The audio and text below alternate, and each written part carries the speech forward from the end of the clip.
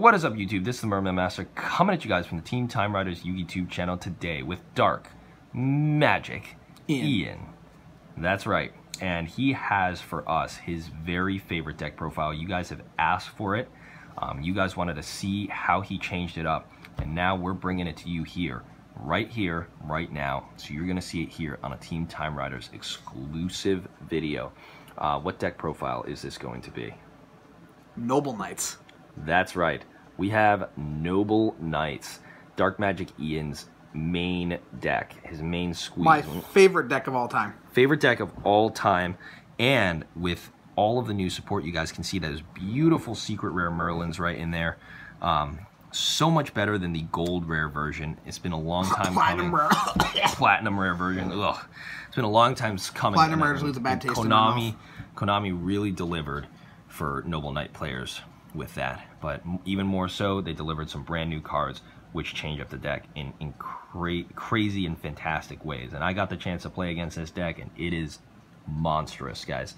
So can't wait for this deck profile. Anything you want to say before we get into this, or? I am hyped for the support coming out in Soul Fusion. You guys can look forward to seeing that if I can get all the stuff in the sneak peek.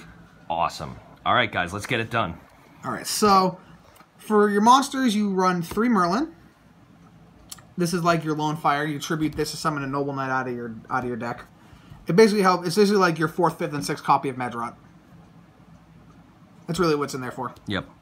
It's a very amazing card. Plus, it has an effect engrave where you can immediately Xyz summon with monsters you control or synchro. Yeah, I've been beaten by that effect before. Yeah. And then we have 3 of the main man himself, Medrot. Secret rare, baby. These are the Medrots you sold me back in the day. Yeah, they are. They're the very same ones, and I still remember playing these Medrots myself. This card is the heart and soul of the deck.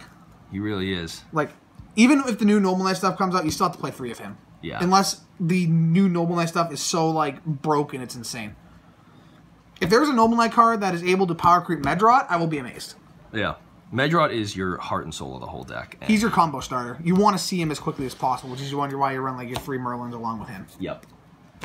All right. Then you have 3 brothers. I still run 3 brothers. The reason I'm running 3, I've seen some Noble Knight decks that run 2 of this, but the reason you run 3 of this is because you want to see it in your opening hand, because like you can get some crazy, you can do some crazy stuff with brothers.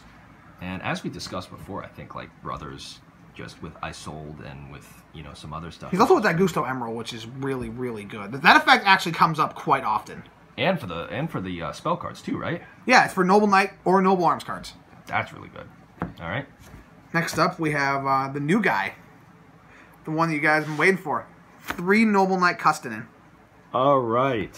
So explain this guy, because he is brand new, and he has just sort of come onto the scene. So what he does is, if you control a Noble Arms equipped spell, you can special summon him out of your hand. And then if you were to synchro, Xyz, or link with him, so if you use him to make like Artorgus, Lancelin, or Isold, he basically makes Isold, Artorgus, or Lancelin, on top of their already powerful effects, he makes them a Seraphinite. Which is pretty dang incredible. As you guys know, Noble Knights revolve a lot around that normal summon. And if you can just sort of push open the gates of, Helm's Deep or whatever you call it, it's a lot of... This is what the deck needed. Yeah. I mean, it's like... It could have been better, but like it's good for what it is. Yeah, and you're running a deck right now, like a many-year-old deck that's still getting support. So at least Konami cares. Konami likes Noble Knights still. It's good to know that. Yeah. It's good to know I'm not the only one who likes Noble Knights. Many years ago, Dark Magic Ian picked up this deck, and many years later, I'm still playing it to this day. Yeah, that's right. And then we have 3 Gawain. This is like a free normal summon or special summon. So if you control a light normal monster, you can special summon him from your hand in defense mode. It's a very simple effect that basically gives you extra link material or extra Xyz material. Yeah. Nice. So yeah, he's a very very good card. I mean, and everybody likes their combo extenders, right? Absolutely. That's basically what he is. And then we have only 2 Boars. How can you like 2? You can summon him off the deck, out of the deck with Medrot. And, like, if you draw him, it's fine. But, like, you mainly want to summon him out of the deck so you can get, like, your Noble Arm searches. 3's kind of cloggy, in my opinion. Then we have 1 Dristan. Spot removal. Yep. With glory, he becomes a... He becomes a Dryden with glory. Right, yeah. 1 Gwalchavad. Yeah.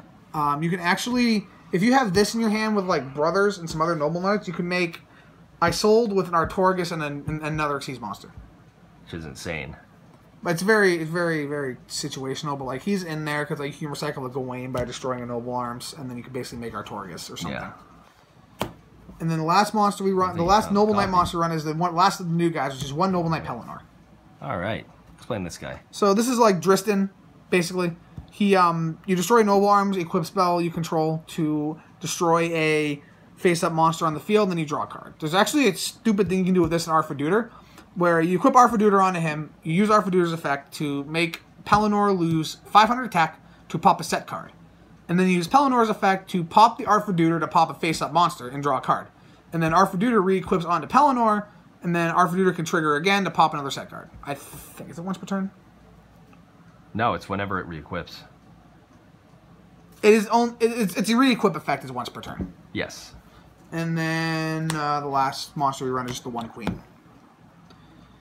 She protects your Artorias or your guys. One's a good number for her. Yes. For spells, I dropped Glory down to 2. Okay, explain this. It's mainly because it's once per turn. And if you have multiples of this in your hand, they're kind of just dead. It's a good reasoning, I think. And then for the main attraction of the spells, the swords. We have 2 Destiny. Yep. In my opinion, this is the best one, alongside Excalibur. These 2 are the best ones. This prevents destruction once per turn. This prevents it from being targeted. Yep. 2 Gallatin to make them beefy. Nice super rares there, too. I think still, all of these are still the same ones I gave you all those years ago. Pretty much. 2 Arfaduder.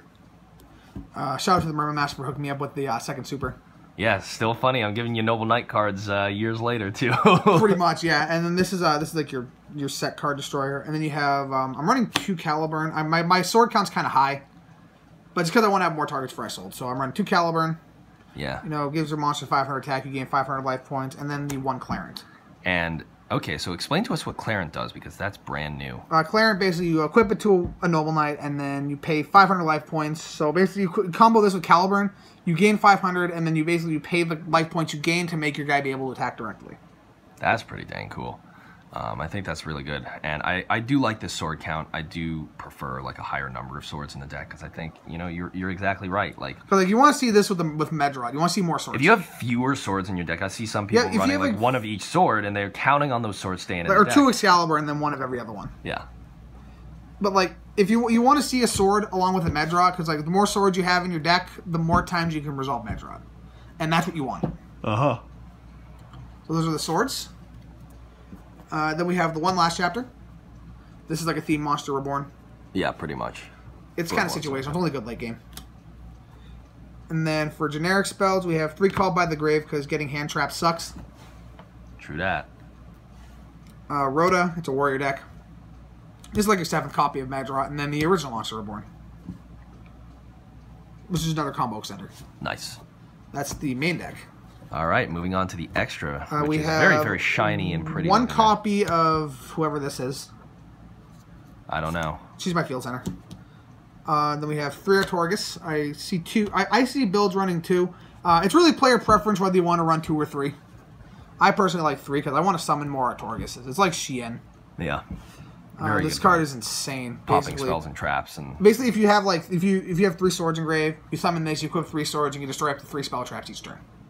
Which is awesome. And I think they can even destroy themselves. And then they can. So, like, themselves. I actually do that a lot if I don't have, like, my opponent doesn't have back row. I literally use Artorgus' effect. I detach a material to pop the Gallatin, which keeps causing them to lose attack, and then Gallatin re-equips, so I still had the 1,000. It's very very gimmicky interaction, but I do it sometimes. It comes up sometimes. Yeah. I think you did it against me in one of our duels. I did. Then we have 3 Sacred Noble Knight of King Artorgus. This is like your rank up guy. So like there's a combo you can do with Medrot and Boars where like you can make this guy. Yeah. Yeah, it's pretty good.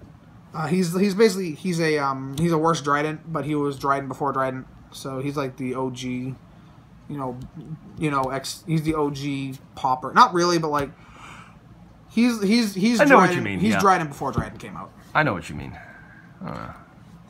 He's just a nice popper, like an Atreus or something. Yeah, he's generic spot removal that can also become really big with the Noble Arms. And then this is a new guy. 2 copies of Sacred Noble Knight of King Custanin. All right, the upgraded form of Custanin. Yes. So what this one does is it requires 2+ Noble Knights. So you can summon it with 5 Noble Knights if you really wanted to. But I don't know why you would do that, but like you can do it if you want. So what he does is you detach any number of Xyz materials to target that many cards on the field, and you bounce them. So he's like a mass compulse. He's like a mass compulse, depending on the number of Xyz materials you detach, and then if he floats.